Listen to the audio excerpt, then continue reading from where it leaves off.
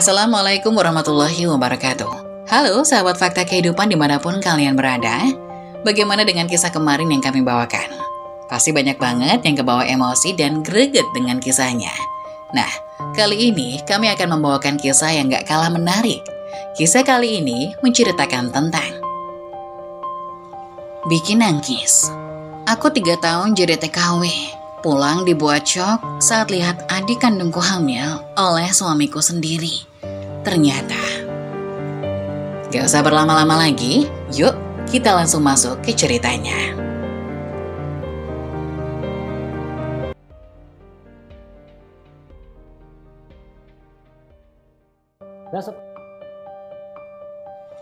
Bikin nangis.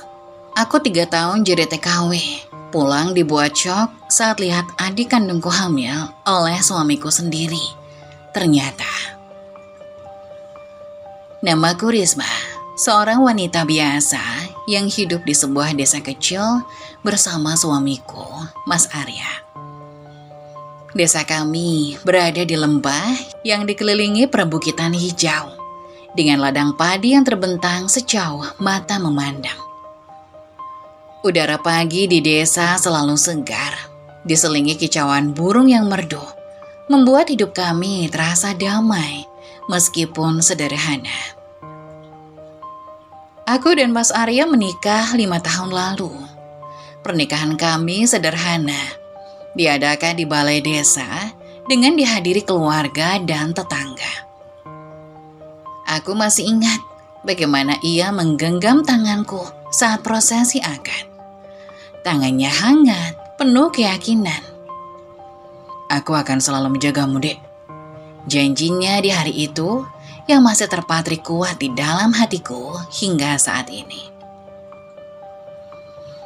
Rumah kecil kami terletak di ujung desa, dikelilingi oleh kebun pisang dan pohon kelapa.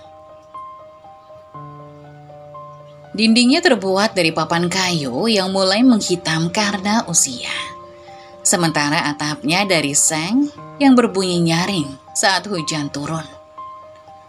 Meskipun sederhana, rumah itu selalu penuh kehangatan. Di dinding ruang tamu tergantung foto pernikahan kami yang sudah agak memudar warnanya. Menjadi pengingat akan janji-janji cinta yang pernah kami buat. Kami hidup dalam kesederhanaan, tapi selalu berusaha untuk bersyukur. Mas Arya bekerja sebagai buruh tani, membantu menggarap ladang milik tetangga, sementara aku menjahit pakaian untuk warga desa. Penghasilan kami tak seberapa, cukup untuk makan sehari-hari dan menabung sedikit untuk masa depan. Namun, ada satu harapan yang hingga kini belum Tuhan kabulkan, memiliki seorang anak. Tahun pertama pernikahan kami penuh dengan harapan dan doa. Aku dan Mas Arya berdoa bersama, meminta Tuhan memberikan kami momongan. Kami membayangkan rumah kecil kami menjadi lebih ramai dengan suara tawa bayi.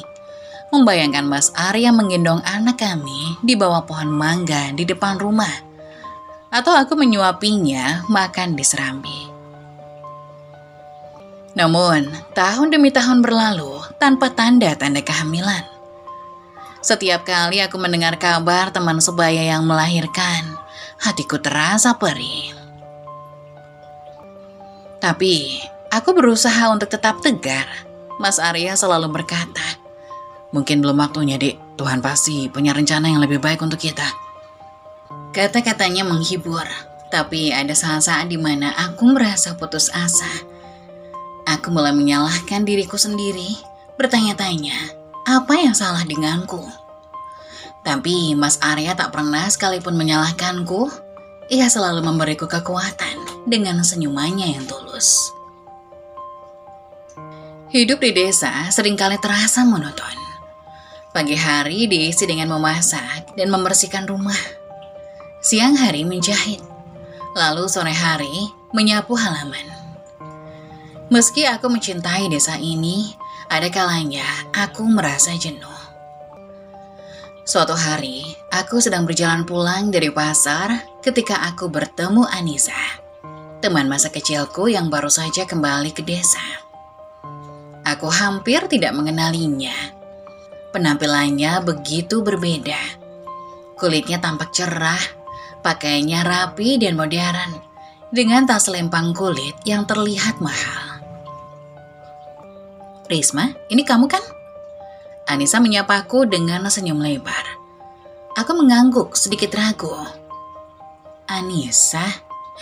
Ya ampun, lama sekali kita gak ketemu."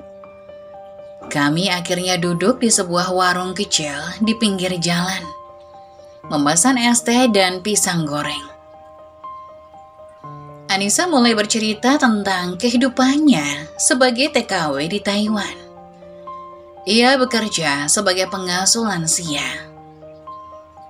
Awalnya ia merasa kesulitan karena jauh dari keluarga dan harus beradaptasi dengan budaya yang berbeda. Tapi perlahan-lahan ia mulai terbiasa. "Semua ini butuh perjuangan, Riz," katanya sambil menunjuk tasnya yang mahal. "Tapi sekarang aku bisa membangun rumah besar untuk orang tuaku. Aku juga punya tabungan untuk masa depan." Aku mendengarkan dengan kagum, sekaligus iri. Kehidupan Anissa di Taiwan terdengar begitu jauh dari rutinitasku yang membosankan di desa. Aku mulai berpikir, mungkinkah aku juga bisa mengubah hidupku seperti Anissa? Malam itu, aku tak bisa tidur. Kata-kata Anissa terus terngiang-ngiang di kepalaku. Aku membayangkan diriku bekerja di Taiwan, mengumpulkan uang untuk membangun rumah yang lebih layak, membeli tanah untuk ladang, atau bahkan membuka usaha kecil. Namun di sisi lain, aku merasa takut. Taiwan adalah tempat yang asing bagiku, dengan bahasa yang tidak kumengerti. Budayanya berbeda, dan yang paling berat, aku harus meninggalkan Mas Arya. Bagaimana jika ia kesepian tanpaku? Setelah berhari-hari memikirkan hal ini, aku akhirnya memutuskan untuk membicarakannya dengan Mas Arya. Kami duduk di serambi rumah pada malam yang dingin, ditemani suara jangkrik yang bersahut-sahutan. "Mas, aku ingin bicara sesuatu," kataku. Suaraku sedikit bergetar. "Ada apa, Dek?" Mas Arya memandangku dengan penuh perhatian. Aku menggenggam tangannya, mencoba mencari kekuatan. "Aku berpikir untuk bekerja di luar negeri, Mas. Mungkin jadi TKW. Seperti Anissa. Ini untuk masa depan kita." Raut wajah Mas Arya berubah. Ia terdiam cukup lama sebelum akhirnya berkata, "Kenapa kamu tiba-tiba ingin pergi? Bukannya kita baik-baik saja di sini?" Aku menelan ludah mencoba menjelaskan. "Mas, aku ingin membantu kita. Aku ingin kita punya rumah yang lebih baik, punya usaha, dan siapa tahu Tuhan akan memberikan kita momongan jika hidup kita lebih stabil." Mas Arya menarik napas panjang. "Takut kamu susah di sana, takut kamu sakit atau tidak bahagia. Aku tidak ingin kehilangan kamu." Air mata mengalir di pipiku. "Aku juga takut, Mas. Tapi ini adalah kesempatan kita. Aku berjanji, aku akan bekerja keras dan kembali secepat mungkin. Aku melakukannya untuk kita." Setelah pembicaraan panjang dan penuh air mata, Mas Arya akhirnya setuju. Ia tahu aku akan melakukannya bukan karena aku tidak bahagia, tapi karena aku ingin kami memiliki masa depan yang lebih baik. Hari keberangkatanku tiba dengan cepat. Mas Arya mengantarku ke terminal bus dengan motor tuanya. Perjalanan itu penuh keheningan. Hanya sesekali kami bertukar pandang.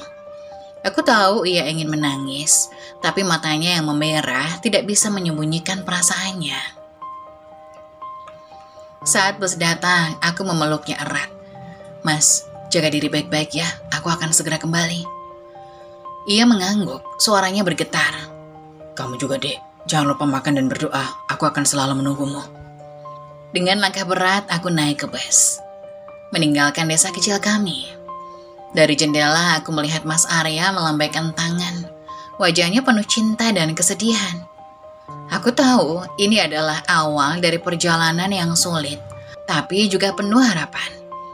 Hari-hari pertamaku di Taiwan adalah perjalanan emosi yang tak pernah kubayangkan sebelumnya. Setelah melewati penerbangan panjang yang penuh kecemasan, aku tiba di negeri yang benar-benar berbeda dari tempatku berasal. Taiwan adalah dunia baru. Gedung-gedung tinggi menjulang, jalanan penuh kendaraan, dan bahasa asing yang terdengar seperti alunan melodi aneh di telingaku.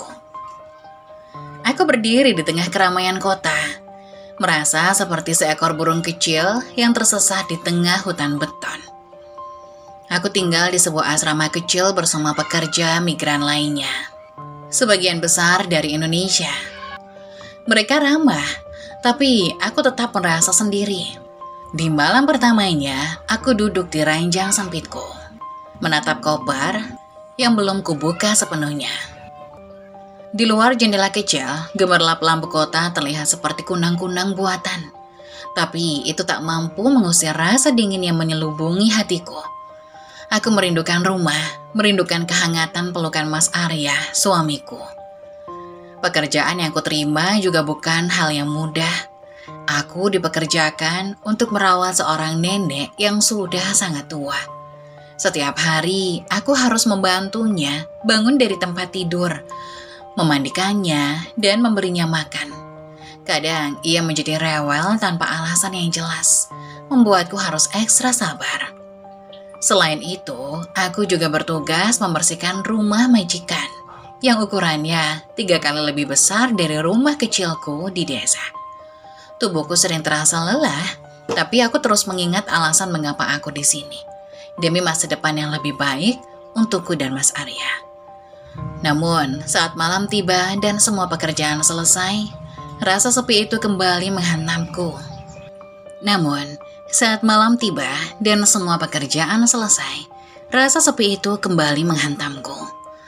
Aku duduk di sudut kamar, memandangi layar ponselku yang menunjukkan foto Mas Arya tersenyum di depan rumah kami.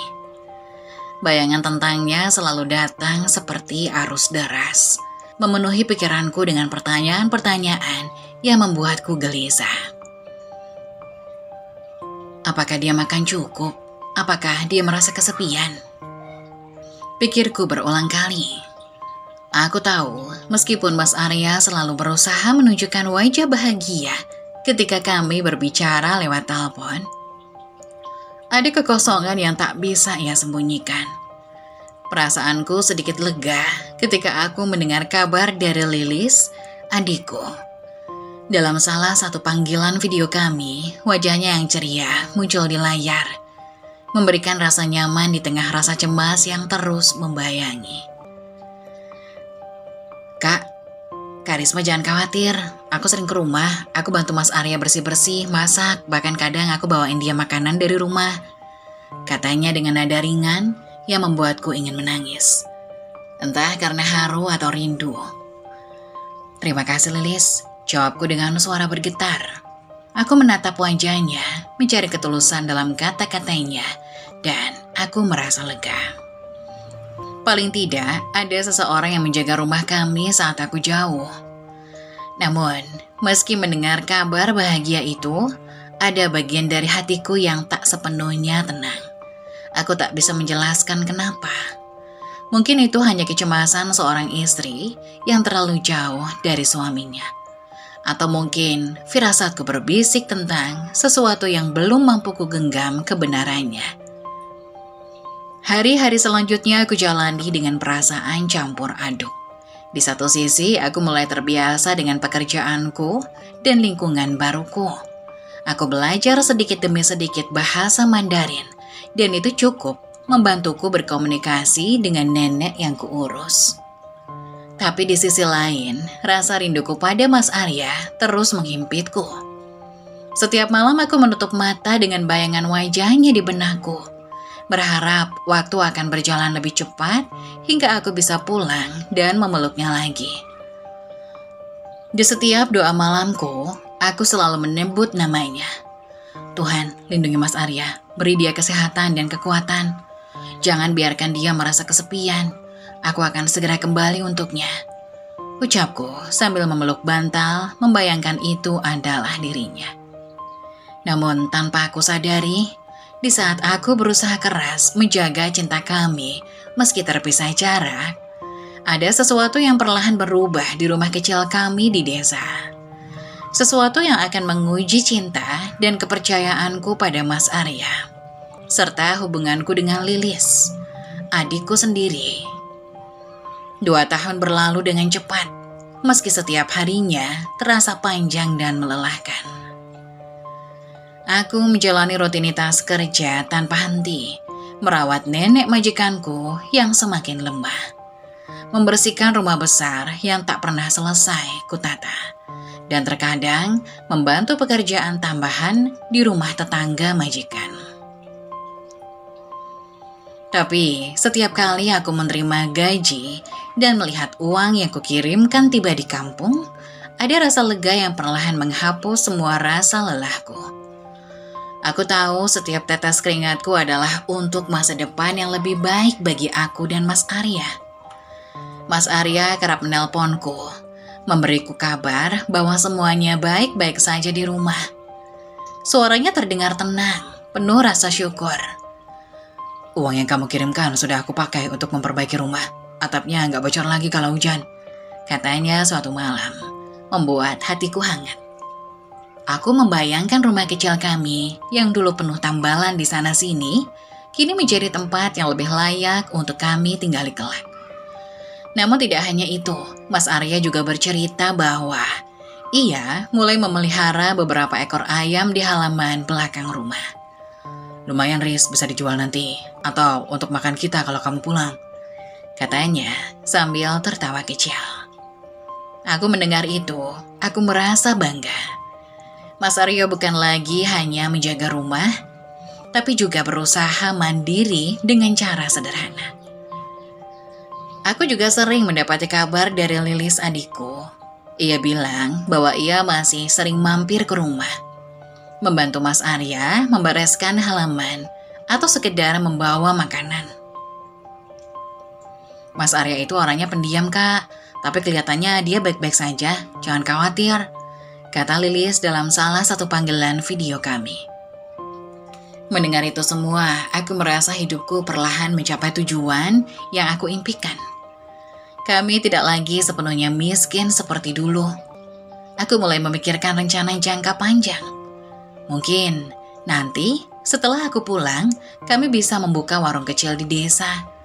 Dengan uang tabungan yang kutumpuk sedikit demi sedikit, aku merasa yakin bahwa masa depan kami akan lebih cerah. Namun di tengah rasa puas dan kebanggaan itu, ada sesuatu yang sering mengganggu pikiranku. Setiap kali Mas Arya mengabari bahwa ia baik-baik saja, aku selalu merasa ada sesuatu yang ganjil dalam suaranya. Entah apa itu, tapi aku sering bertanya-tanya dalam hati. Apa dia benar-benar baik-baik saja? Atau dia hanya mengatakan itu agar aku tidak merasa khawatir? Selain itu, Lilis juga terdengar semakin akrab setiap kali bercerita tentang Mas Arya. Kadang ia menyelipkan candaan seperti, Mas Arya itu gak pernah bisa masak, Kak. Kalau gak ada aku, dia cuma makan mie instan terus. Aku hanya tertawa mendengar cerita itu, tapi di balik tawaku ada rasa yang sulit dijelaskan. Sesuatu yang samar seperti bayangan yang bersembunyi di balik tirai tebal. Hari-hari di Taiwan terasa semakin sibuk. Aku mulai menerima pekerjaan tambahan dari teman-teman TKW lainnya untuk membersihkan apartemen atau membantu mereka berbelanja. Uang yang aku kumpulkan semakin banyak, tapi di sisi lain, waktu untuk diriku sendiri semakin sedikit. Kadang aku terlalu lelah, bahkan untuk menelpon Mas Arya. Namun aku percaya, semuanya berjalan baik-baik saja di kampung. Setiap kali aku mendengar kabar dari Mas Arya atau Lilis, aku merasa tenang. Meski rasa rindu yang semakin menumpuk tak pernah benar-benar pergi. Aku ingin waktu cepat berlalu, agar aku bisa pulang dan memeluk suamiku lagi, sambil bercerita tentang semua perjuanganku di negeri orang. Tapi tanpa aku sadari, kehidupan di kampung tidak seindah yang aku bayangkan. Di balik suara tenang Mas Arya dan senyum ceria Lilis, ada rahasia yang perlahan menyelimuti rumah kecilku. Sebuah rahasia yang pada akhirnya akan mengguncang semua yang telah kupercayakan selama ini. Malam itu aku duduk di sudut kamar sempitku di Taiwan, mengusap keringat yang masih membekas di dahi setelah seharian bekerja. Rutinitas menelpon suamiku menjadi satu-satunya hiburan di tengah kerja keras yang melelahkan. "Assalamualaikum Mas," sapaku pelan. Suaraku nyaris bergetar karena rindu. "Waalaikumsalam Riz," jawabnya lembut. Suaranya masih sama, hangat dan menenangkan. Rasanya seperti setetes embun di padang pasir.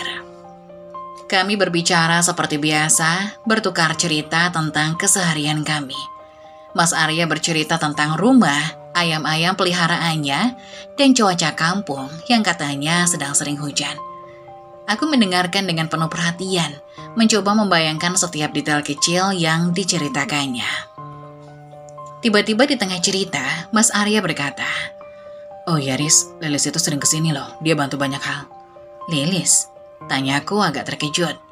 "Iya, dia sering datang, kadang cuci pakaian, masak, atau sekedar bantu bersihin rumah. Rumah kita jadi nggak berantakan meskipun aku sibuk," jelas Arya. Aku terdiam sejenak, mencoba mencerna kabar itu. Membayangkan Lilis, adikku, yang berjalan bolak-balik dari rumahnya ke rumah kami untuk membantu suamiku. Rasa syukur langsung memenuhi hatiku. "Syukurlah Mas," ucapku akhirnya. "Untung ada Lilis ya, kalau enggak aku pasti kepikiran terus." Mas Arya tertawa kecil di seberang telepon. "Iya, dia itu memang baik. Kadang aku pulang kerja sudah ada makanan di meja. Katanya dia nggak mau lihat aku kelaparan." Aku ikut tertawa, meski ada rasa haru yang mengganjal di tenggorokanku. Lilis memang adik yang selalu peduli. Sejak kecil dia sering membantu ibu di rumah, meski usianya masih muda. Kini, ia ternyata juga tak segan membantu kakaknya yang sedang berjuang jauh dari rumah. "Aku harus berterima kasih ke Lilis nanti," gumamku pelan. "Ah, dia nggak butuh terima kasih," jawab Mas Arya. "Katanya dia cuma mau bantu kakaknya yang lagi kerja di luar negeri." Aku tersenyum mendengar itu. Lilis selalu begitu, ringan tangan, penuh perhatian, dan tidak pernah meminta imbalan. Tapi di balik rasa syukurku, ada sedikit rasa bersalah. Aku merasa terlalu jauh, terlalu lama meninggalkan rumah, hingga Lilis harus turun tangan menjaga apa yang seharusnya menjadi tanggung jawabku. Setelah percakapan itu, aku tak bisa lagi langsung tertidur. Pikiranku dipenuhi bayangan tentang rumah kecil kami di kampung. Aku membayangkan Lilis berdiri di dapur, memasak makanan sederhana untuk Mas Arya. Aku membayangkan Mas Arya duduk di ruang tamu, tersenyum lelah tapi lega, karena ada seseorang yang menjaga rumah kami saat aku tidak ada. Namun di balik semua itu, ada sesuatu yang mengusik pikiranku, sesuatu yang begitu kecil, seperti bisikan samar yang tidak ingin ku ketahui. Di hari-hari berikutnya, cerita tentang Lilis terus muncul dalam percakapanku dengan Mas Arya. Ia selalu menyebutkan bagaimana Lilis datang hampir setiap hari, membawa makanan atau membantu pekerjaan rumah. Mas Arya tampak begitu nyaman membicarakan Lilis, seolah-olah ia adalah bagian tak terpisahkan dari kehidupan kami. Aku mencoba menepis segala pikiran buruk. Lilis adalah adikku, dan Mas Arya adalah suamiku. Mereka adalah dua orang yang aku percayai sepenuh hati. Tapi entah kenapa, setiap kali aku mendengar nama Lilis tersebut, setiap kali aku mendengar nama Lilis disebut, ada rasa asing yang perlahan merayap di sudut hatiku. Aku mencoba mengalihkan perhatian dengan bekerja lebih keras. Aku menerima pekerjaan tambahan, membersihkan apartemen, atau mengasuh anak-anak di rumah tetangga majikan. Waktuku semakin padat, tapi itu membuatku merasa lebih produktif. Namun, Di sela-sela kesibukan itu, pikiran tentang rumah kecil kami terus menggangguku. Aku ingin percaya bahwa semuanya baik-baik saja. Aku ingin percaya bahwa keluarga kecilku tetap utuh, meskipun aku jauh di negeri orang. Tapi di balik rasa percaya itu, ada perasaan tidak nyaman yang perlahan tumbuh. Seperti duri kecil yang menancap di hati, nyaris tak terlihat, tapi terus terasa. Malam-malam berikutnya, aku kembali menelpon Mas Arya, mencoba menggali lebih banyak tentang kehidupan mereka di kampung. Aku bertanya, bagaimana Lilis? Bagaimana ayam-ayam peliharaan kami? Bagaimana tetangga-tetangga di desa? Mas Arya menjawab semuanya dengan tenang, tapi aku merasa ada sesuatu yang disembunyikan. Sesuatu yang belum bisa kutemukan. Tapi keberadaannya semakin nyata. Akhirnya setelah 3 tahun lamanya aku terpisah dari Mas Arya, keputusan untuk pulang terasa semakin kuat.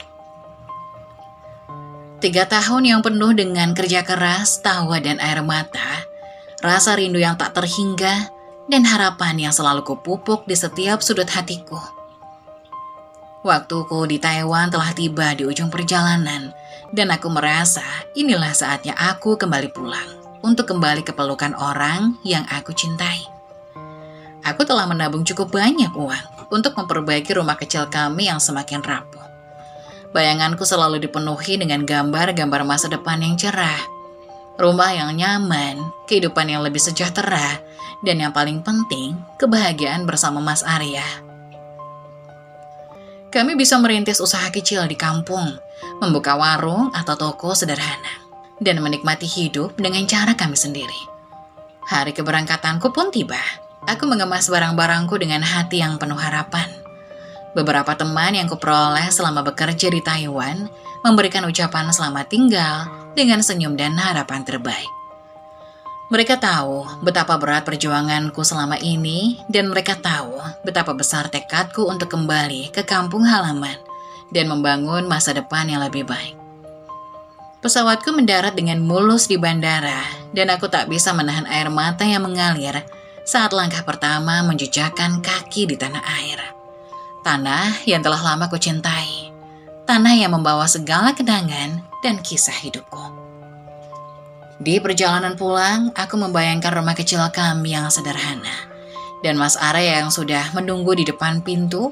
Rasanya aku bisa merasakan pelukannya yang hangat, seolah-olah jarak ribuan kilometer tak pernah ada. Aku berjanji pada diriku sendiri untuk membuatnya bangga, untuk memberikan yang terbaik, karena aku tahu dia telah bertahan selama ini dengan segala pengorbanan. Aku tiba di desa, dan rumah kecil kami yang dulu terlihat sederhana, kini tampak lebih rapi.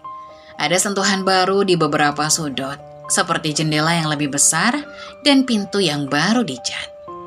Jantungku berdebar keras, seolah ingin melompat keluar.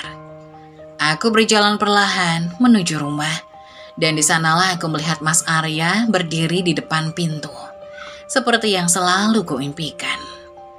Melihat wajahnya yang sudah agak berantakan dengan beberapa helai rambut putih, senyumnya masih sama. Itu adalah senyuman yang membuatku jatuh cinta padanya 5 tahun yang lalu. Mata kami bertemu, dan seketika aku merasa ada energi yang mengalir di antara kami. Dia memeluk erat, seolah tak ingin melepaskanku lagi. "Risma, kamu akhirnya pulang," kata Mas Arya dengan suara yang berat, penuh emosi. Aku merasakan dadaku sesak dan air mataku jatuh begitu saja. "Mas, aku kangen banget," ucapku lirih. Suaraku hampir tak terdengar. Kami berpelukan lama, dan aku merasa seperti waktu berhenti sejenak. Kami berdua hanya terdiam dalam pelukan itu. Tidak ada kata yang lebih indah selain kebersamaan yang baru saja tercipta kembali. Namun saat pelukan itu terlepas, aku melihat sesuatu yang berbeda di wajah Mas Arya. Mungkin aku terlalu lama bekerja dan terlalu lama berada jauh darinya, hingga aku tak bisa melihat perubahan kecil yang terjadi. Ada sesuatu yang tak tertangkap oleh mataku, Dan aku mulai merasa ketidaknyamanan itu sedikit demi sedikit merayapi pikiran. Mas, aku bawa uang banyak, rumah kita bisa kita perbaiki, dan kita bisa mulai usaha kecil. Apa pendapatmu? Tanyaku dengan penuh harap. Mas Arya tersenyum, tapi ada keraguan yang tampaknya terpancar dari sorot matanya. Iya, kita bisa mulai dari sini, Riz. Tapi ada beberapa hal yang harus kita bicarakan dulu. Aku terdiam. Kata-katanya terasa asing. Mas Arya selalu menjadi orang yang penuh semangat dan antusias dengan rencana-rencana kami. Namun kali ini ada sesuatu yang berbeda. Ada penundaan, seolah ia sedang mencari kata-kata yang tepat untuk diucapkan. Ada apa, Mas? Kok ada yang mengganggu pikiranmu? Tanyaku dengan hati yang semakin gelisah. Mas Arya menarik nafas panjang. Dan sepertinya ia mencoba menyusun kalimat-kalimat yang tepat. Ada yang harus kamu ketahui. Ada hal yang berubah selama kamu pergi, Riz. Aku mulai merasa cemas. Ada sesuatu yang tak beres. Mengapa rasanya kata-kata Mas Arya mulai terasa berat? Mengapa aku merasa ada sesuatu yang sedang disembunyikannya dariku? Apa yang berubah, Mas? Tanyaku, tak bisa menahan rasa penasaran yang semakin mengganjal di hati. Mas Arya menunduk sejenak, seolah tak sanggup menatap mataku. Lilis, dia sering kesini, Riz. Dia banyak bantu aku. Lebih dari yang kamu bayangkan. Jantungku berdegup lebih cepat. Kenapa kata-kata itu terasa begitu berat? Lilis, adikku, sering kesini. Apa maksudnya? Mengapa aku merasa ada yang tidak beres? Aku mencoba menahan diri agar tidak buru-buru menarik kesimpulan. Namun, rasa gelisah itu semakin besar. Langkahku terasa berat saat aku mendekati rumah kecil kami. Semuanya tampak sama, namun ada sesuatu yang membuat udara di sekitarnya terasa lebih tebal, lebih sesak. Aku merasa seperti ada bayang-bayang yang menggelayuti rumah itu, menunggu untuk dibuka, menunggu kebenaran yang akan menghancurkan segala harapanku. Mas Arya tidak ada di depan pintu seperti yang kukira. Justru, pintu rumah terbuka lebar dan di dalamnya ada Lilis, adikku. Tapi ada sesuatu yang sangat mencolok di pelukannya. Seorang bayi kecil, tak lebih dari 8 bulan, terlihat sangat tenang di gendongannya. Mengenakan pakaian yang sederhana namun tampak bersih. Mataku langsung tertuju pada bayi itu. Lilis, itu anak siapa? Tanyaku dengan suara yang bergetar. Seakan kata-kata itu sulit untuk keluar dari bibirku. Lilis hanya diam. Wajahnya pucat, matanya tak mampu menatapnya. Ia menggendong bayi itu dengan hati-hati. Tapi ada ketegangan yang terasa di udara. Aku bisa merasakan bagaimana jantungku mulai berdebar kencang. Ada sesuatu yang sangat tidak beres dan aku bisa merasakannya dengan sangat jelas. Lilis akhirnya membuka mulut meski suaranya hampir tak terdengar.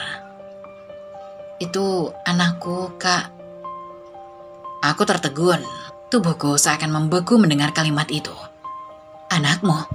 Tanyaku, memastikan kalau aku tidak salah dengar. Lilis mengangguk pelan dan saat itulah matanya bertemu mataku. Ada sesuatu yang sangat berbeda dalam tatapannya.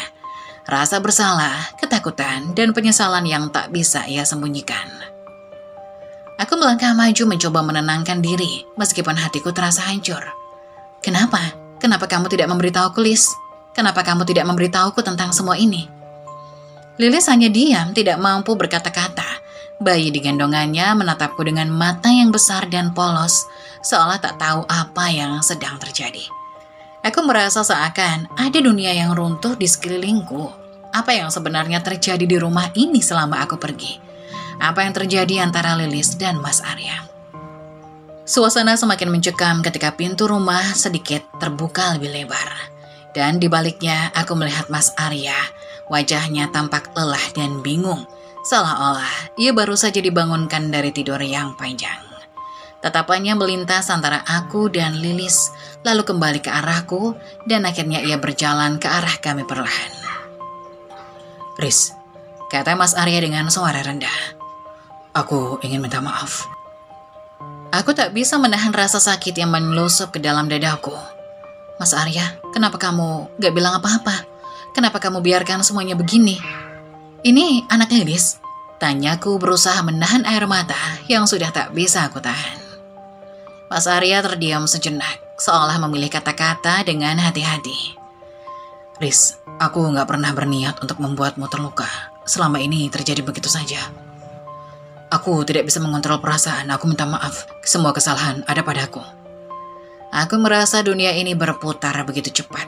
Apa yang dia katakan? Lilis adikku sendiri, memiliki anak dari suamiku. Rasa marah dan bingung bercampur aduk di dalam diriku. Aku memandang Lilis, yang kini terlihat semakin tertunduk. Ia seolah tak bisa menghadapiku, seolah ada beban berat yang harus dipikulnya. Aku gak tahu harus bagaimana lagi, Riz.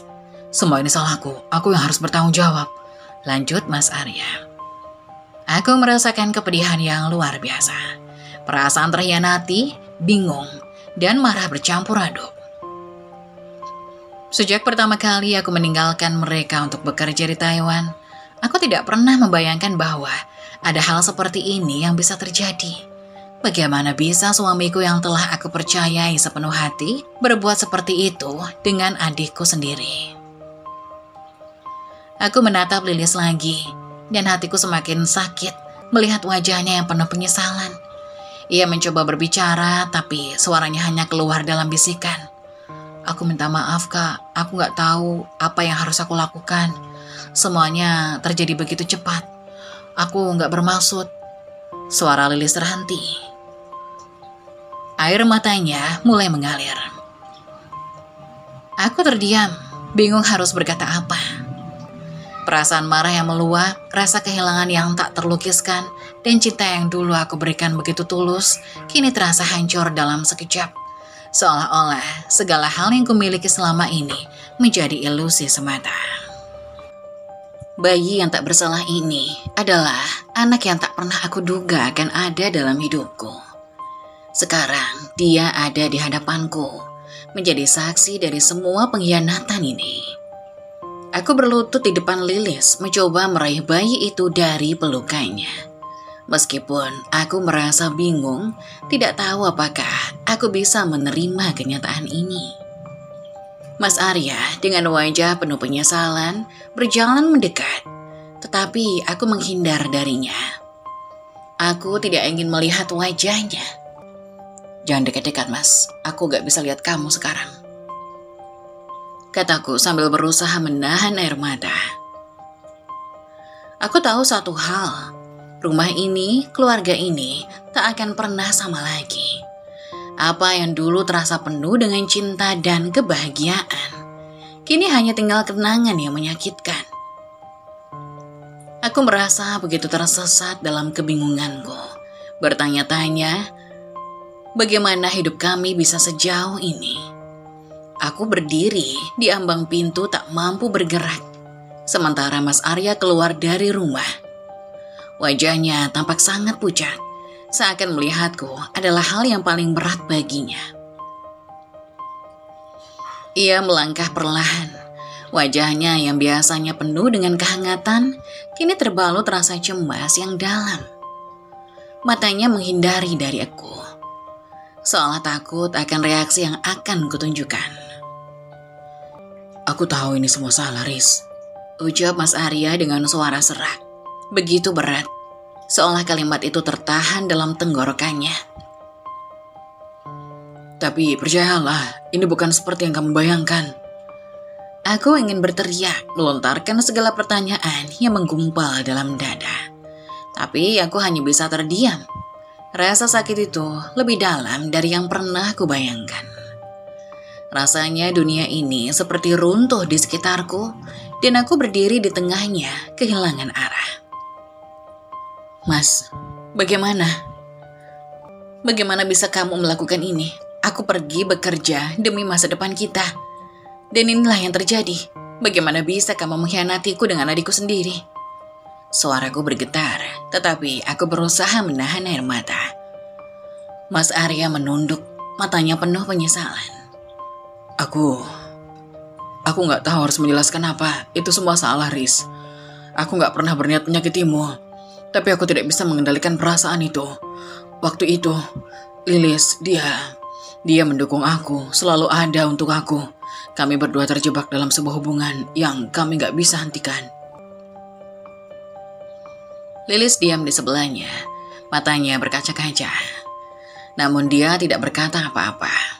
Aku bisa merasakan ketakutan yang ada di dalam dirinya. Ketakutan yang muncul karena dia tahu bahwa dia telah merusak hidupku. Lilis, aku memanggil namanya, mencoba mengendalikan amarah yang mulai memuncak. Kamu adikku, Lis. Kamu seharusnya menjadi orang yang paling mengerti perasaanku. Kenapa kamu tega? Kenapa kamu lakukan ini kepadaku? Lilis terisak. Riz, aku minta maaf. Aku gak pernah bermaksud menyakitimu. Aku tahu aku sangat salah. Aku gak tahu bagaimana bisa sampai seperti ini. Waktu itu, aku hanya ingin memberikan dukungan ke Mas Arya, tapi aku gak bisa mengontrol semuanya. Kami terjebak, Riz. Aku menggigit bibir, menahan segala amarah dan rasa sakit yang membuncah. Terjebak. Aku hampir berteriak. Bagaimana mungkin kamu terjebak dalam hubungan yang kamu tahu itu salah? Apa yang lebih buruk dari mengkhianati saudaramu sendiri, Lilis? Lilis menangis semakin keras. Aku tahu, Kak, aku sangat menyesal. Aku nggak tahu harus bagaimana memperbaiki semuanya. Aku cuma minta maaf. Aku terdiam. Lebih sakit dari apapun yang pernah kurasakan. Tak ada kata-kata yang bisa mengungkapkan betapa hancurnya hatiku saat itu. Aku tidak pernah membayangkan bahwa dua orang yang paling aku cintai di dunia ini bisa begitu mudahnya mengkhianatiku. Dan sekarang, bayi itu, anak yang selama ini kutunggu-tunggu, ternyata adalah buah dari hubungan gelap mereka. Itu adalah kenyataan yang begitu sulit untuk diterima. Dan aku merasa seperti dunia ini tiba-tiba kehilangan artinya. Bayi itu, suaraku pecah. Anak siapa? Lilis dan Mas Arya saling berpandangan, keduanya terdiam. Tapi Mas Arya akhirnya mengangguk dengan perlahan. Itu anak kami, Riz, katanya pelan, hampir tak terdengar. Kami berdua membuat keputusan yang salah dan kami tidak tahu bagaimana menghadapinya. Aku merasakan tubuhku lemas seperti tak punya kekuatan lagi untuk berdiri. Semua harapan yang kubangun selama bertahun-tahun runtuh begitu saja. Aku merasa seperti tertusuk pisau yang sangat tajam, perlahan, namun pasti menghancurkan diriku. Bayi itu, anak yang tidak aku impikan, tidak aku inginkan, hadir di tengah-tengah kebohongan dan pengkhianatan ini.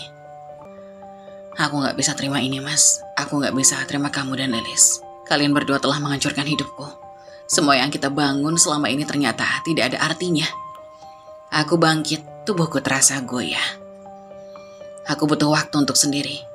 Aku gak bisa lagi tinggal di sini. Aku butuh waktu untuk memikirkan semuanya. Jangan hubungi aku dulu. Aku berbalik dan berjalan menuju pintu. Tidak peduli lagi dengan mereka yang masih duduk di sana, menangis dan meratap. Aku merasa seperti seorang wanita yang tidak mengenal dirinya lagi. Apakah aku masih bisa memperbaiki semuanya? Apakah aku bisa memaafkan mereka? Atau akankah aku selalu terjebak dalam luka ini? Aku tidak tahu. Yang aku tahu adalah aku butuh waktu untuk menyembuhkan diriku sendiri. Aku butuh waktu untuk menemukan jalan keluar dari kegelapan ini. Meskipun jalan itu kini tampak begitu jauh dan tidak terjangkau. Dunia terasa seperti terbalik. Segala yang aku yakini, segala yang telah kurencanakan, mendadak berubah dalam sekejap. Aku tak pernah membayangkan hidupku akan berakhir seperti ini. Terperangkap dalam lautan pengkhianatan yang begitu dalam. Air mataku terus mengalir tanpa bisa kucegah. Rasanya seperti ada beban yang sangat berat menekan dadaku, menghimpit setiap napasku. Setiap langkahku terasa lebih berat, seolah-olah kakiku tertanam dalam tanah yang dalam, tak bisa bergerak. tak bisa melarikan diri dari kenyataan yang begitu mengerikan. Mas Arya dan Lilis masih duduk di sofa, memandangku dengan wajah penuh penyesalan. Mas Arya berusaha mendekat, tapi aku mundur, menahan dirinya agar tidak terlalu dekat. Riz, maafkan aku. Maafkan kami, ini semua salah. Aku tidak tahu bagaimana bisa semuanya terjadi seperti ini, kata Mas Arya. Suaranya hampir tak terdengar, terhalang isak tangis yang tak kunjung berhenti. Aku hanya bisa menatapnya dengan kosong. Aku ingin berteriak, ingin meluapkan segala amarah yang ada di dalam diriku. Tetapi suaraku terpendam, hilang begitu saja.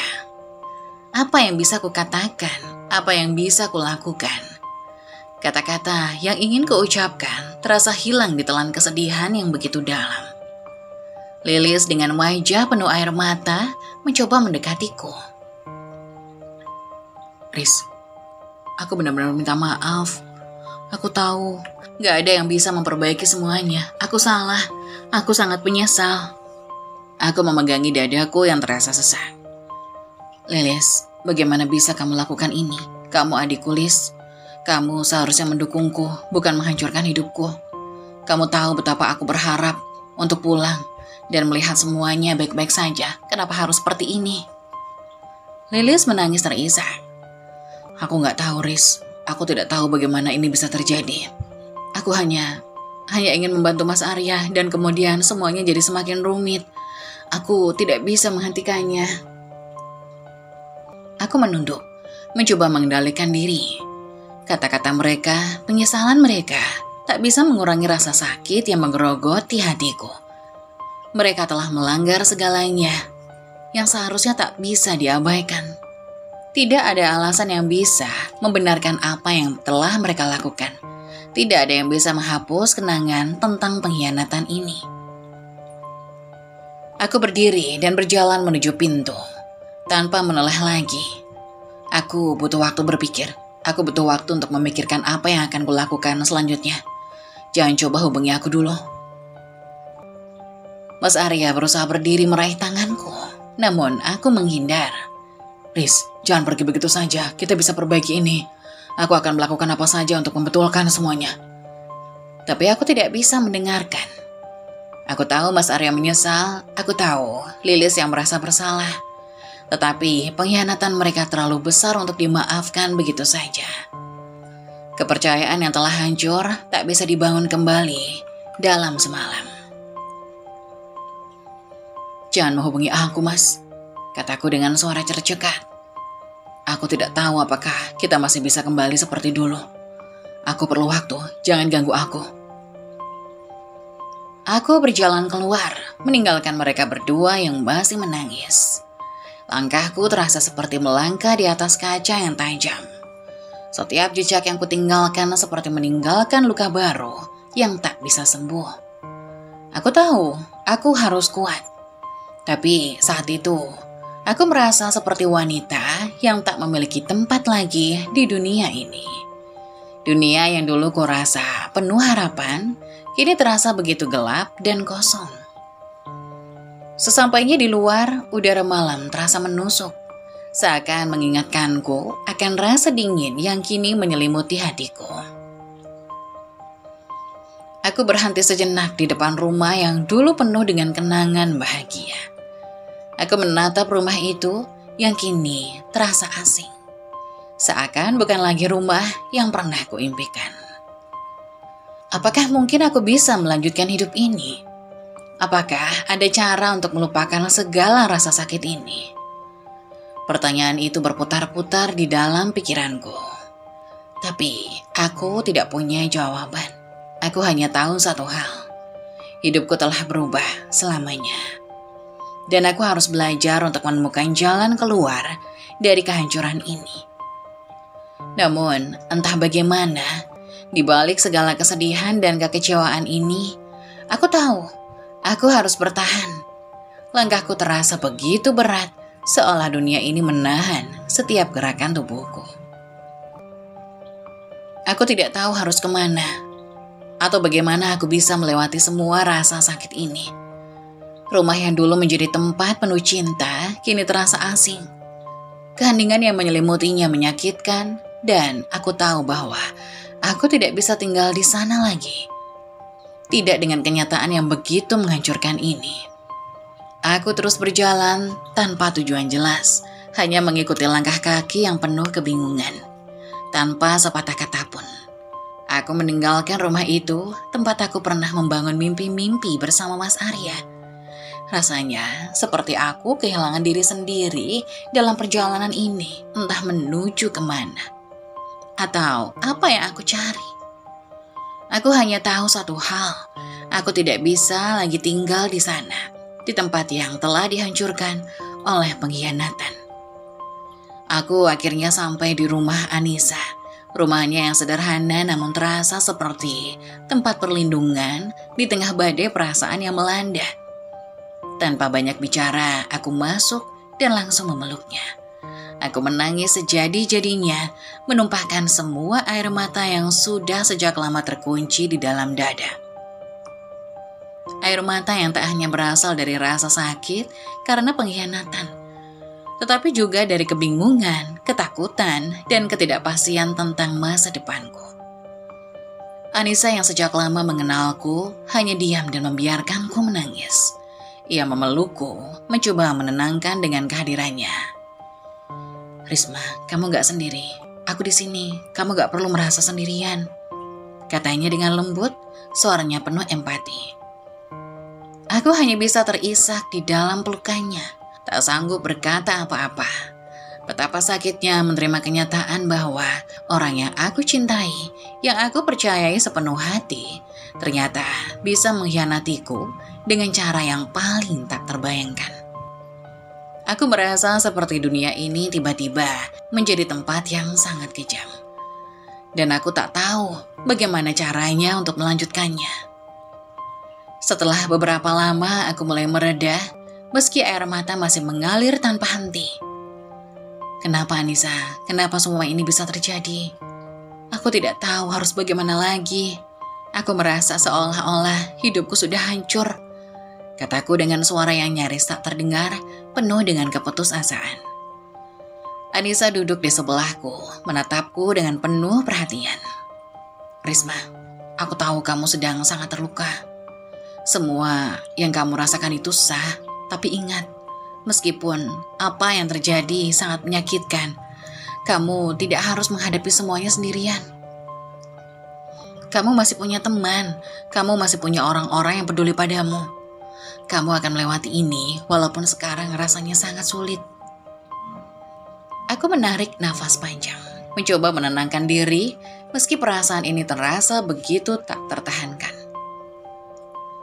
"Aku gak tahu bagaimana caranya, Anissa. Bagaimana aku bisa memaafkan mereka? Bagaimana aku bisa melanjutkan hidup setelah semua yang terjadi?" Anissa memegang tanganku dengan lembut.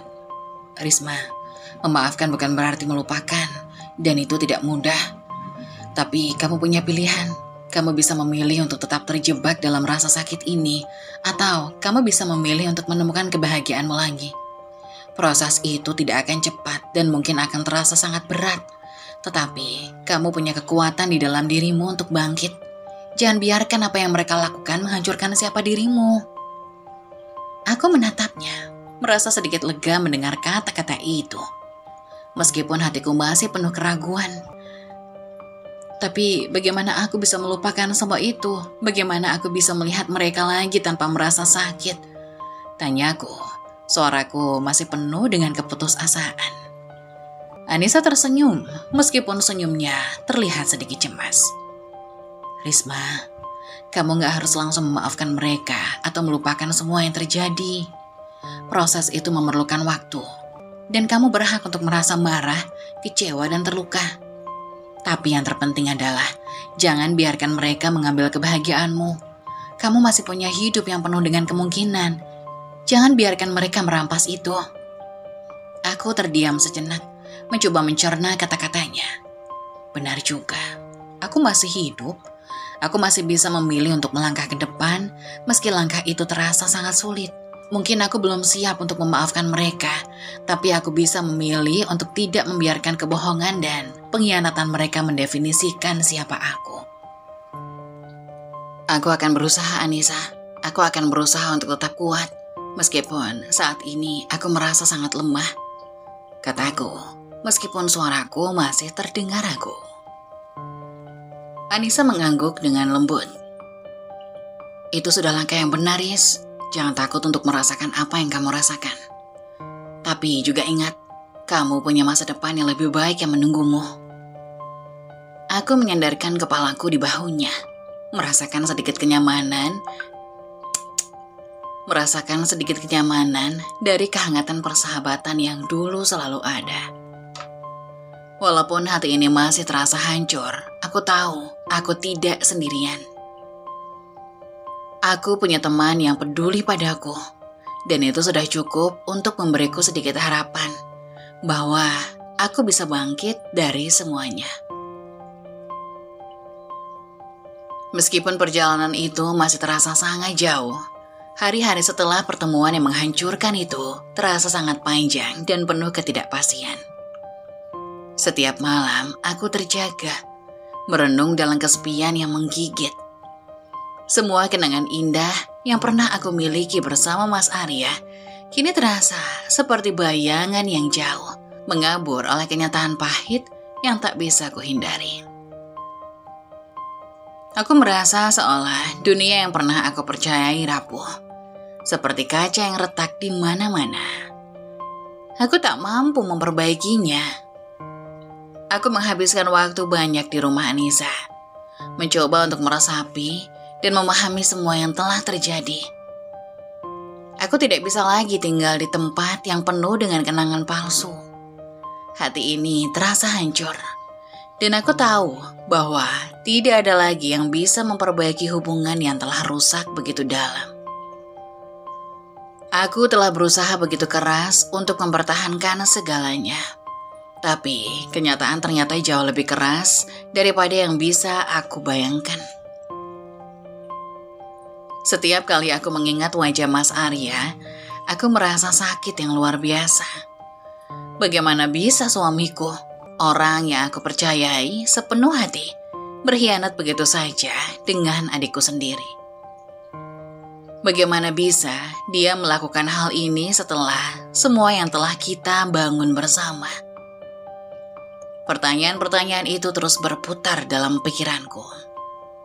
Dan aku tahu jawabannya, bahwa aku tidak bisa lagi hidup dalam kebohongan ini. Aku tidak bisa terus tinggal dengan seseorang yang telah menghancurkan kepercayaanku, dengan seseorang yang telah mengecewakanku secara sangat dalam. Akhirnya, setelah berhari-hari merenung, aku membuat keputusan besar. Aku tidak bisa terus berlarut-larut dalam penderitaan ini. Aku memutuskan untuk mengakhiri segalanya, mengakhiri pernikahanku, mengakhiri hubungan yang telah hancur, dan mencari jalan untuk memulai hidup baru. Meskipun itu sangat sulit. Aku tahu ini adalah keputusan yang berat, tetapi aku juga tahu bahwa ini adalah satu-satunya jalan untuk menemukan kedamaian dalam hidupku. Pagi itu, aku kembali ke rumah yang dulu menjadi tempat kita merajut mimpi bersama. Rumah itu masih sepi yang sangat mencekam. Aku tahu, aku merasakan ketegangan di udara, seolah seluruh rumah ini tahu apa yang akan terjadi. Mas Arya ada di sana, duduk di ruang tamu. Wajahnya terlihat lelah, seolah dia sudah menunggu pembicaraan ini. Di sebelahnya, Lilis duduk dengan pandangan yang tidak bisa aku artikan. Mata mereka saling bertemu dan aku tahu mereka menunggu apa yang akan aku katakan. Aku menatap mereka berdua, merasa berat hati. Tapi aku tahu aku tidak bisa lagi menunda. Mas Arya, Lilis, aku sudah memikirkan semuanya, kataku dengan suara agak tercekat. Aku tidak bisa terus seperti ini. Aku tidak bisa hidup dengan rasa sakit ini lagi. Aku memutuskan untuk bercerai. Kata-kata itu keluar dari mulutku begitu saja, seperti terlepas dari beban yang begitu berat. Tapi begitu aku mengatakannya, aku merasa ada sedikit kelegaan. Keputusan itu sudah kuambil meskipun jantungku berdetak kencang, Meskipun aku tahu bahwa ini akan merobek hati kita semua. Mas Arya terkejut, matanya terbuka lebar, dan tubuhnya terlihat kaku. Dia tampaknya ingin berkata sesuatu, tapi kata-kata itu tak kunjung keluar. Lilis pun hanya diam, tampak berkaca-kaca. Mungkin dia tahu betul betapa beratnya keputusan ini, betapa hancurnya itu. Riz, jangan lakukan ini. Kami minta maaf. Kami tahu kami telah salah. Aku tahu aku tidak pantas minta maaf, tapi izinkan kami memperbaiki semuanya, kata Mas Arya. Suara penuh penyesalan, namun aku bisa mendengar ada nada putus asa di dalamnya. Aku menggelengkan kepala, merasa tak ada lagi yang bisa diperbaiki. Mas Arya, sudah terlambat. Semua yang kita bangun bersama telah hancur. Aku tidak bisa hidup dengan kebohongan ini lagi. Dan aku tidak bisa memaafkan apa yang telah kalian lakukan. Jawabku. Suaraku yang terasa sangat dingin dan tegas. Air mataku kembali jatuh. Kali ini bukan hanya karena sakit, tapi juga karena aku merasa sudah kehilangan segalanya. Aku tahu ini adalah langkah terakhir yang harus aku ambil. Memaafkan mereka mungkin akan memakan waktu bertahun-tahun jika aku bisa melakukannya sama sekali. Aku sudah lelah dengan perasaan ini, lelah dengan rasa sakit yang terus menghantui. Aku berdiri dengan keputusan bulat di hati. Aku akan mengambil uang dan harta yang aku peroleh selama bekerja di Taiwan. Ini semua milikku, hasil jeripayahku. Aku tidak ingin lagi ada yang mengikatku pada tempat ini, pada hubungan yang sudah rusak, kataku dengan suara yang lebih tegas. Mas Arya dan Lilis saling pandang, wajah mereka penuh dengan penyesalan. Namun tidak ada lagi kata-kata yang bisa mengubah pikiranku. Aku sudah membuat keputusan dan aku tahu itu adalah langkah yang harus kuambil untuk melanjutkan hidup. Aku menoleh sekali lagi ke arah mereka, kemudian berbalik, berjalan menuju pintu. Setiap langkah terasa berat seolah tubuhku dipenuhi dengan beban yang terangkat. Tetapi aku tahu bahwa aku tidak bisa mundur. Ini adalah jalan yang aku pilih, dan aku harus melaluinya.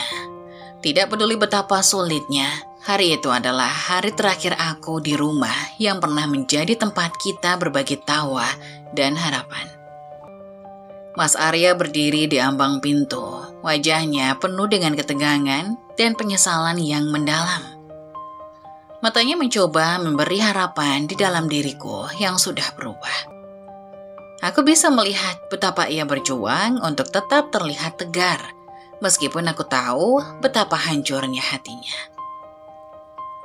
Risma, tolong dengarkan aku, jangan berbuat seperti ini. Aku tahu aku telah mengkhianatimu. Dan aku sangat menyesal. Tapi kita mulai lagi. Kita bisa memperbaiki semuanya. Kamu tidak harus pergi, kata Mas Arya, suara penuh dengan kesedihan dan kebingungan. Aku menatapnya tanpa ekspresi. Kata-kata itu sudah terlalu sering keluar dari mulutnya, tapi semuanya terasa kosong. Aku sudah mendengar permintaan maafnya berkali-kali. Sudah melihat tangisan penyesalannya. Tetapi tidak ada lagi yang bisa mengubah kenyataan bahwa ia telah merusak segalanya. Tidak ada lagi yang bisa memperbaiki luka dalam di hatiku. Mas Arya, jawabku pelan. Suaraku bergetar. Aku sudah lama bertahan, terlalu lama berpura-pura bahwa semuanya baik-baik saja. Tapi kenyataannya ini tidak akan pernah bisa baik-baik saja lagi. Kamu dan Lilis, kalian sudah menghancurkan kepercayaan dan cinta yang aku miliki untuk kalian. Aku tidak bisa kembali ke sini, hatiku sudah beku. Mas Arya terdiam, wajahnya berubah pucat. Ia tampak ingin mengatakan sesuatu, tetapi kata-kata itu tidak keluar. Hanya ada hening yang menyelimuti ruang di sekitar kami. Aku bisa merasakan betapa beratnya momen itu bagi keduanya. Tetapi aku juga tahu bahwa keputusan ini sudah final. Tidak ada lagi jalan untuk kembali. Aku menarik nafas dalam-dalam dan mengeluarkan surat cerai yang sudah kupersiapkan. Tanganku sedikit gemetar saat aku menyerahkan surat itu padanya. Ini surat cerai, semuanya sudah berakhir Mas Arya. kataku dengan tegas. Mas Arya memegang surat itu dengan tangan yang gemetar, seolah ia tak percaya bahwa ini benar-benar terjadi. Wajahnya semakin tampak rapuh, seakan-akan dunia yang selama ini ia kenal runtuh di hadapannya. Aku bisa melihat air mata di sudut matanya, tapi aku tidak bisa merasakannya lagi. Aku tidak bisa merasakan empati untuknya, karena rasa sakit yang ia timbulkan terlalu dalam. Aku tidak bisa terus hidup dalam bayangan masa lalu. Tidak ada kebahagiaan yang bisa aku raih jika aku terus terjebak dalam kenangan dan pengkhianatan ini. Aku sudah memutuskan untuk melanjutkan hidupku, meskipun itu terasa sangat sulit. Aku sudah memilih jalan ini, meskipun hatiku teriris. Aku tahu ini adalah langkah terbaik untuk diriku. Aku berdiri dan menatap Mas Arya untuk terakhir kalinya. Tanpa kata-kata, aku melangkah menuju pintu. Setiap langkah terasa seperti beban yang semakin berat, tapi aku tidak bisa mundur, tidak bisa lari lagi. Aku tidak bisa tinggal di tempat yang penuh dengan rasa sakit dan kebohongan. Begitu aku melangkah keluar dari rumah itu, aku merasakan sebuah rasa kosong yang tak terlukiskan. Rumah itu yang dulu penuh dengan impian dan harapan, kini hanya menyisakan kenangan yang pahit. Aku tidak tahu kemana langkahku berikutnya. Tapi aku tahu satu hal, aku harus pergi dari semua ini untuk menemukan kembali diriku. Mas Arya tidak berusaha mengejarku, aku bisa mendengar suara langkahnya yang berat. Namun aku tahu bahwa dia sudah kehilangan kesempatan untuk memperbaiki semuanya. Ini adalah akhir dari segalanya. Aku berjalan keluar, menatap dunia yang kini terasa berbeda. Hari itu mungkin akan menjadi hari yang panjang, penuh dengan perasaan yang tak bisa aku terjemahkan. Hari-hariku yang baru terasa asing dan penuh ketidakpastian. Aku memulai langkahku dengan sisa-sisa harapan yang masih ada, meskipun luka yang tertinggal begitu dalam dan perih. Namun aku tahu, meski jalan yang harus kuhadapi penuh dengan kesendirian dan kebingungan, aku tidak bisa terjebak dalam masa lalu. Aku bangkit, aku harus melangkah maju. Aku kembali ke rumah Anissa, tempat di mana aku merasa aman dan diterima. Anissa, sahabat yang selalu ada di saat-saat terburukku, tidak pernah lelah memberikan dukungan. Risma, kamu lebih kuat dari yang kamu kira. Ini hanya ujian, dan kamu akan melewatinya, kata Anissa sambil memeluk erat. Aku mengangguk pelan meski dalam hatiku masih terombang-ambing antara amarah dan kesedihan. Aku merasa seolah-olah dunia ini tidak adil, tapi aku juga tahu bahwa hidup harus tetap berjalan. Anissa memberiku ruang untuk meresapi semuanya, memberi waktu untuk sembuh meskipun aku tahu itu akan memakan waktu yang panjang. Minggu-minggu pertama setelah aku pergi dari rumah Mas Arya sangat berat. Setiap kali aku melihat jalan yang familiar, rumah yang familiar, aku teringat akan semua kenangannya. Tapi aku berusaha untuk menepis perasaan itu. Aku mulai mencari pekerjaan baru, mengalihkan fokusku pada sesuatu yang dapat memberiku harapan baru. Aku mulai menerima tawaran pekerjaan sebagai tenaga penjual di sebuah toko pensil. Pekerjaan ini tidak banyak tetapi cukup untuk memenuhi kebutuhan hidup sehari-hari. Suatu hari, ketika aku sedang bekerja di toko, aku bertemu dengan seorang pria bernama Damar. Ia seorang pengusaha muda yang baru saja membuka cabang toko di kota kami. Damar bukan hanya tampan, tapi juga memiliki sikap yang hangat dan penuh perhatian. Kami mulai menceritakan dan berbicara, dan aku merasa sedikit demi sedikit ada keceriaan yang mulai kembali dalam hidupku. Namun meskipun aku merasakan ketertarikan yang muncul perlahan, hatiku tetap terluka. Aku masih takut untuk membuka hatiku kembali, untuk mempercayai seseorang setelah semua yang terjadi. Damar, meskipun tahu tentang masa laluku, selalu sabar dan tidak pernah memaksaku. Ia memberiku ruang untuk sembuh, memberi kesempatan untuk mengembalikan rasa percaya diriku yang hancur. Waktu berlalu, dan meskipun luka itu tak kunjung hilang sepenuhnya, aku mulai merasakan perubahan dalam diriku. Aku merasa lebih kuat, lebih mandiri. Aku bisa tersenyum kembali tanpa harus merasa kesalahan atau terperangkap dalam masa lalu. Aku tahu bahwa aku tidak bisa hidup selamanya dalam bayangan pengkhianatan. Aku harus membuka lembaran baru meskipun itu terasa sulit. Damar tetap hadir dalam hidupku, memberi dukungan tanpa pamrih. Suatu sore, setelah bekerja bersama di toko, ia mengajak aku untuk duduk di sebuah kafe. Kami berbicara tentang banyak hal, tentang hidup, impian, tentang masa depan. Ia berkata dengan lembut, Risma, aku tahu ini mungkin belum waktunya. Tapi, aku ingin kamu tahu bahwa aku ada di sini kalau suatu saat kamu siap. Aku tersenyum. Sedikit terharu, meskipun aku masih merasakan kekosongan, aku mulai percaya bahwa mungkin suatu hari aku bisa merasakan cinta yang tulus lagi. Mungkin Damar bukan pengganti Mas Arya, tetapi ia adalah seseorang yang memberiku harapan baru. Malam itu, saat aku pulang ke rumah, aku melihat keluar jendela. Bintang-bintang di langit terasa lebih terang, seolah memberi petunjuk bahwa aku tidak sendirian. Meskipun perjalanan hidupku masih panjang, dan aku belum sepenuhnya sembuh dari luka-luka yang ada. Aku tahu satu hal, aku berhak untuk bahagia. Aku berhak untuk menemukan kebahagiaan yang sejati, jauh dari pengkhianatan dan rasa sakit yang pernah kurasakan. Aku berjanji pada diriku sendiri untuk tidak lagi melihat ke belakang. Aku akan berjalan ke depan dengan harapan dan impian baru yang akan kuusahakan untuk menjadi kenyataan. Kehidupan di kontrakan kecil di pinggiran desa itu jauh dari yang mereka bayangkan. Arya dan Lilis yang dulu hidup dalam kebersamaan, kini hidup terpisah dalam kesendirian yang penuh penyesalan.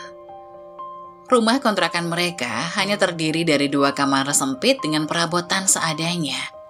Setiap pagi mereka bangun dalam keheningan yang berat, masing-masing terpenjara dalam pikiran mereka sendiri. Arya, yang dulunya seorang pria yang penuh harapan dan impian, kini tampak murung. Setiap kali ia memandang anak mereka, wajah bayi itu mengingatkannya pada kesalahan terbesar dalam hidupnya. Ia telah kehilangan Risma, istrinya yang dulu begitu ia cintai, dan kini harus menghadapi kenyataan pahit bahwa rasa bersalahnya akan menghantuinya selamanya. Tidak ada yang bisa menggantikan Risma dalam hidupnya.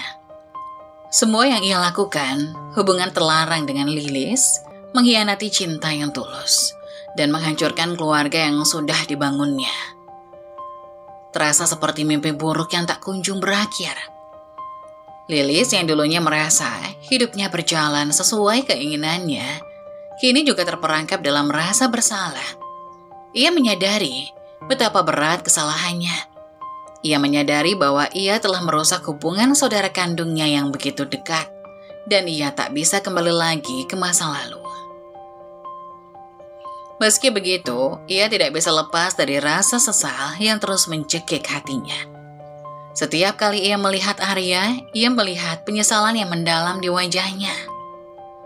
Mereka berdua terjebak dalam dunia mereka yang penuh dengan kebohongan dan pengkhianatan. Malam-malam mereka seringkali dipenuhi dengan keheningan yang menekan.